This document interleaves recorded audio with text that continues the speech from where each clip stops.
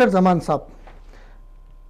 آپ کی حکومت آتی ہے گلگت بلتستان میں، ڈاکٹر زمان صاحب وزیر اعلیٰ بنتے ہیں، تو آپ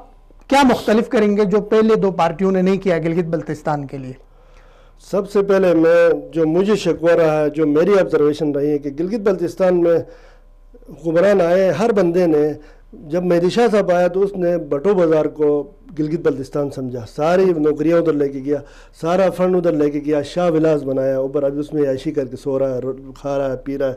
جب حفیظ الرحمان بنایا، اس نے لوگوں نے کہا وہ حفیظ الرحمان جیسا لیڈر نہیں ہے، وہ آیا تو اس نے کشروٹ میں سب کچھ گھسیڑ دیا۔ جب پیر کرم علی شاہ بن گیا تو اس نے چٹور کھنڈ کو گورنر ہاؤس سمجھا، اس کے بعد میر بنے تو اس نے علی آباد کو سمجھا کہ یہ گلگت بلتستان ہے۔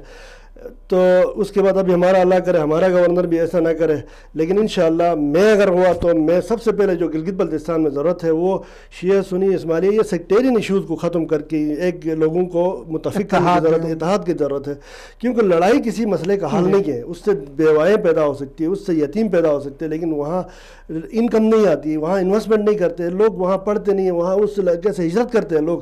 تو اس لیے سب سے زیادہ اتفاق اتحاد کی ضرورت ہے۔ اس کے علاوہ اپرچونٹیز ہمارے پاس ہزاروں میں ہے، میں نے کہا نا کہ بجلی کی ہے، ٹورزم سے پاکستان کا پورا پاکستان کا بجٹ بنا سکتے ہیں۔ آپ اپرچونٹیز دے دیں، آپ انفراسٹرکچر بہتر کریں، آپ ہوٹلنگ بہتر کریں، آپ ان کے کیور بہتر کریں، ان کی جتنے بھی آپ جو جہاز جو ہے ایئرپورٹس ہیں وہ ایئرپورٹس کو آل ویدر کر لیں، بڑے جہازوں کے لیے کر لو، آپ دیوسائے میں ایک انٹرنیشنل ایئرپورٹ کھول لو، اس کے بعد آپ چلاس ایئرپورٹ کو بہتر کرو، وہ تو بنا ہوا ہے اس کو وہ کرے۔ تو جب آپ وہاں پہ لوگوں کو دیکھو، ایک بندہ 10 دن کا ٹور لے کے آتا ہے، اسلام آباد میں 10 دن فلائٹ نہ ہونے کی وجہ رک جاتا ہے، تو پھر گلگت بلتستان میں